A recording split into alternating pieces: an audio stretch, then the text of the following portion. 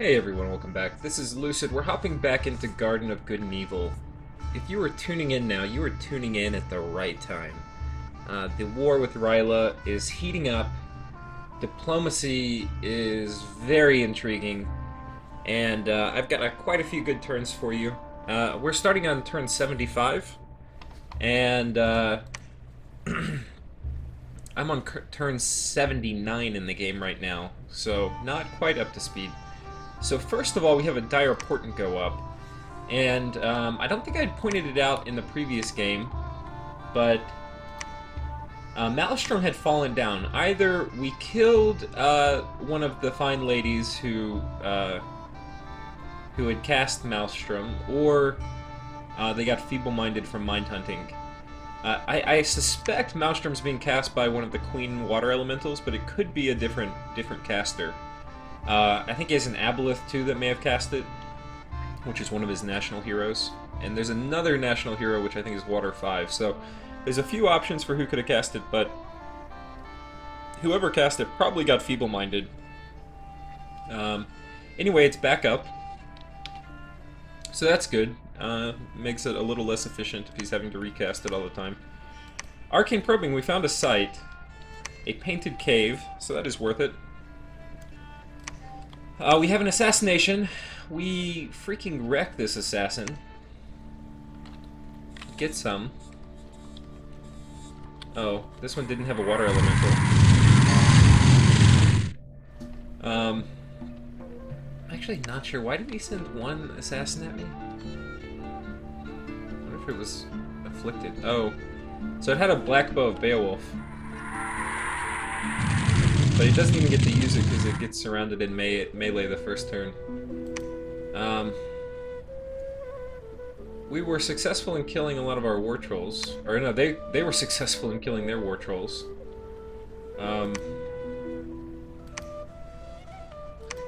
And if we continue looking, we have a big loss. So let's take a look. I was thinking there's not much inside this fort. But I think I figured out where the Lich went. Here is the Lich. You can see he's got some super sick gear, and he is stuck inside this fort. So he has a Ring of Sorcery, which is... I would love these items, man. If I could just kill him. Oh. Ring of Sorcery. Pretty sick. Spell Focus. So this guy is really designed for...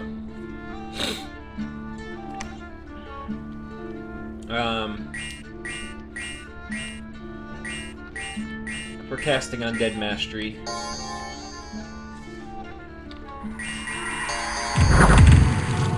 there goes Undead Mastery. You can see my guys are killing themselves.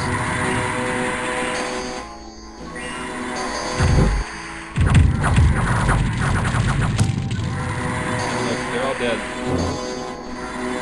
Really painful. So... with a bigger army, I probably would have made it, but I didn't have a bigger army. I split my army up. So, if I had gone in with all these guys, I would have won, but I didn't. So that was really unfortunate. I really wish I had, but now this army got really destroyed to a man. I mean, I lost a huge amount.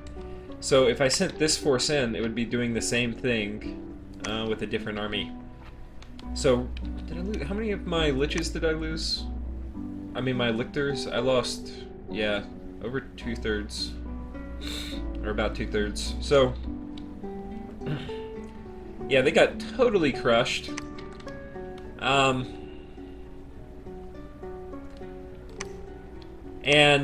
here we had...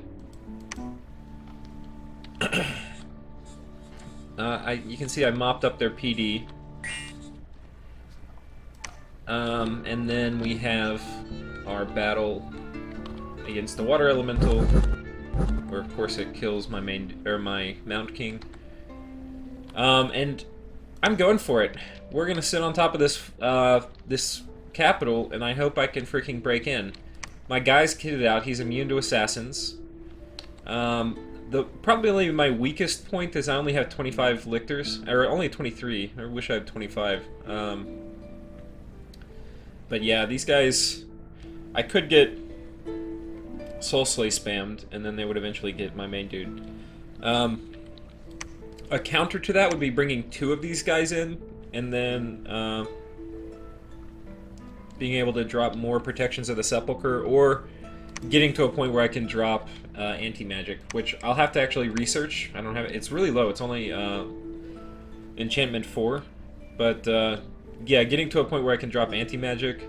The real risk in dropping anti-magic is magic duel, right? Because whoever I have who's going to drop it is going to be an expensive mage, and he can get magic dueled. So yeah, not perfect. What else? So that's about it. What I'm going to do is I'm going to double down on top of this fort. I'm going to bring in tons of all my reinforcements. I'm going to bring in a ton of mages. Lictors and archbishops. And we're going to hope he sticks his little head out. So by the time I have all these troops in, I won't have enough to feel comfortable running through. But if he tries to come out, I will definitely kill him. And my main focus is trying to take this. And I have no idea how fast I'm cracking the fort or not. I know I would crack it a lot faster if the other dude, the Mound King, didn't die. So it would have been nice. I mean, I know with Vengeful Water up, he's gonna die, but it would be nice if he lasted a little longer. Yeah. Also, this event happened. Magic is fading, and I think this turn, I've already played it out so you can't see, but I think I forgot. The turn before, I was futzing around with it while I was doing the video, and I noticed, oh hey, I didn't put up all my gems. I went to put them all up. Well, by the time I came back to actually like resubmit the turn had already processed. And of course, the one turn I forget is the one turn I get a Magic is Fading event. So I definitely lost some death gems, I think, and probably some other important gems. But my gem income must be near the highest in the game. I have so many gems. What else? I think that's about it for this turn. In terms of strategy, right? We're gonna kind of hold on to a bunch of this land for now. We're still fortifying up the underground. I'm building a fortress here. We're gonna go claim this throne. I said fuck it. I didn't want to get this throne because throne victory would make people less allied to me, but I'm getting to the point where I'm kind of like nobody. Asphodel is kind of a friend. Nazca is not a friend. Bandar Log is dead. So I've got one on this side. I've really only got 3 neighbors, right? I've got Rlyehs, Nazca, and Asphodel.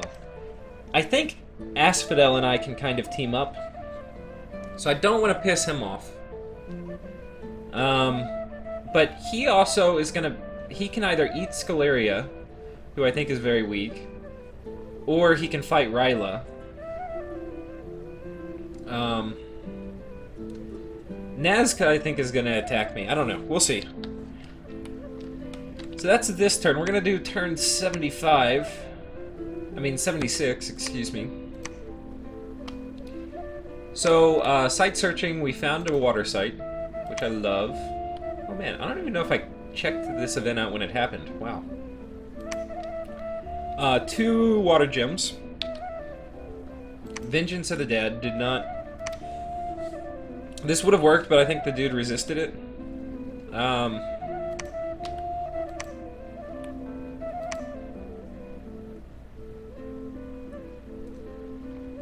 Somebody's casting something of the flames, which I don't really care about.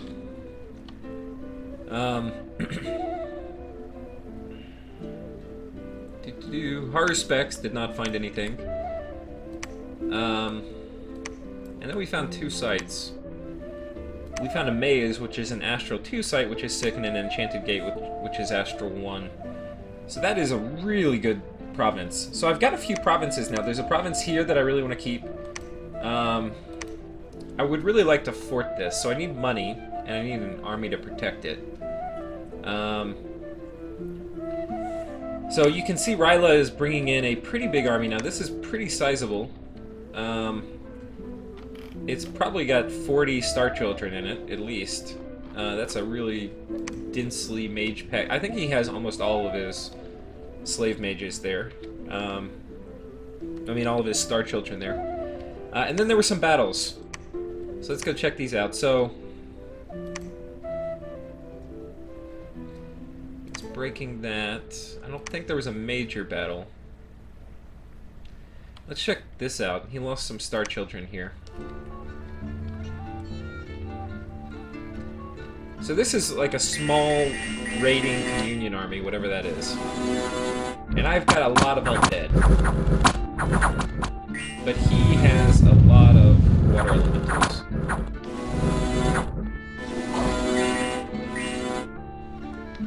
But you can see it cost him. Not only did he spend all the gems, whoops.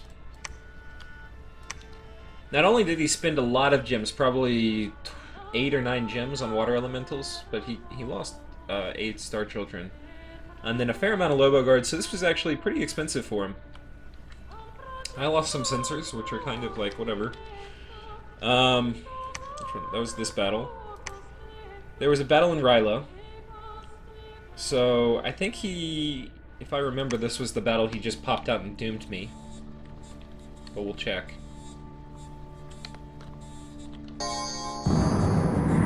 Yeah, so Doom, if you don't know, it puts curse on all your units, which it's annoying for sure.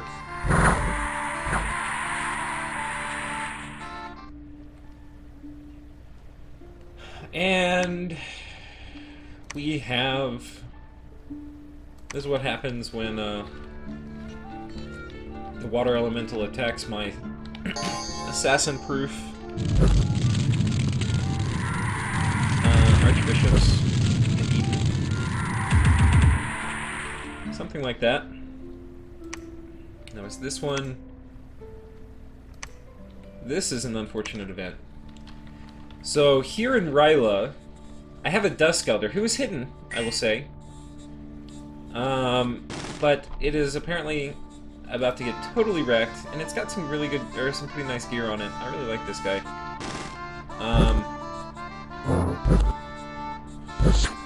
Yeah, he got wrecked. So apparently, this is something I did not know and was not preparing for. If I knew this, I probably would have backed up.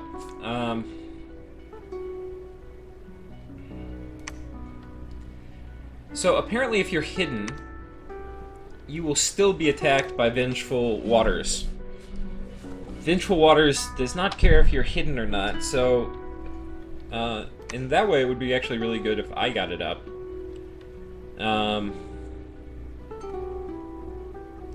Which I think part of my strategy may involve that. I think what I'm gonna do, so you can see I'm running up Conjuration, and I'm right now getting pretty close. I'm 4 turns away.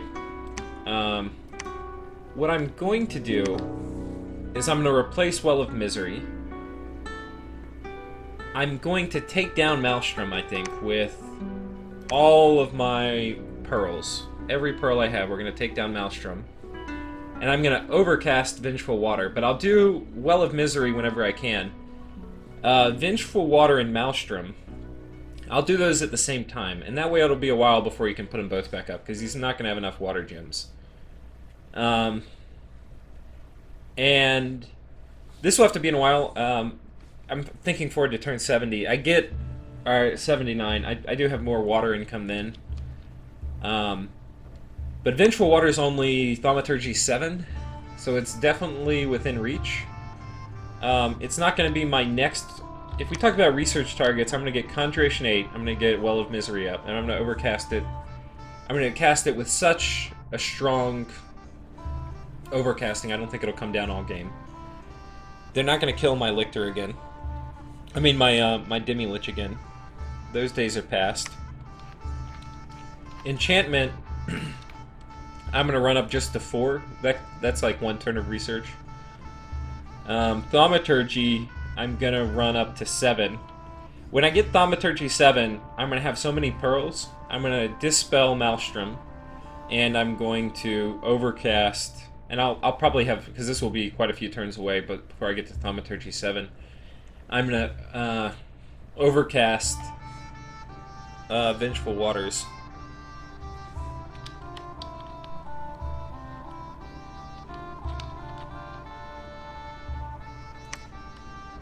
So I think that's about it. This was actually a really bad deal that I lost my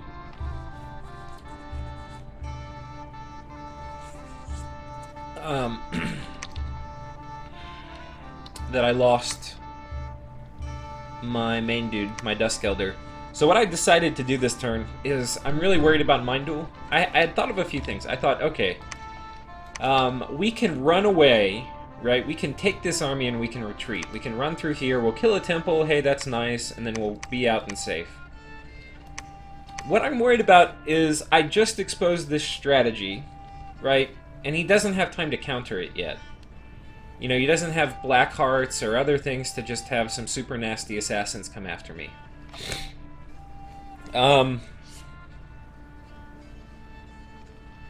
If I give him more time, he'll have those things, which will be freaking annoying. So, I really just want to sit here and press my luck. Now, this army scares me, because it's so many Star Children.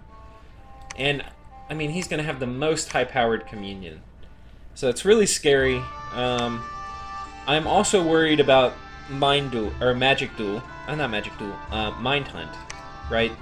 So I don't want to have this army sitting here without Astral Protection. So it's kind of like, if I want to stay, I have to get an Astral Mage there. What I decided to do was to teleport this guy. And I gave him the gear to drop Solar Eclipse. And there's some good things about doing that. So,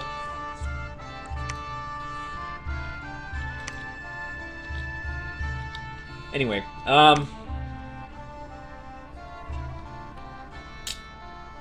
that's basically it for this turn. So we've got a huge army on here. We're not really ready to storm the fort, because I think I would get wrecked. It's getting bigger. I'm recruiting more and more people and sending them here. That's what you see, all these little two stacks of knights. But it's still not big enough. This is about the same size army that I went in before, and I got absolutely crushed. What I am doing, though, is I'm sending in these little spam squads, which are going to be enough to trigger gem usage. And I'm going to keep doing it. And the thought is that as I keep doing it, it's going to end up costing him a lot of gems, because he'll be dropping undead. Because every time he'll think, oh man, this big army could come through, I've got to put gems into it. So every time he drops all those things, it's going to cost him 15 gems, and a lot of those are death gems. And I guess he has a big death income, but anyway, I think I have to do that. If anything, he can probably fund it every turn to do that, but it's going to prevent him from doing other things like getting more liches up to cast more Undead Mastery, which is something I'm interested in. And I think he had Tartarians in there too, so more, you know, anything that stops Tartarians from coming out, I'm cool with.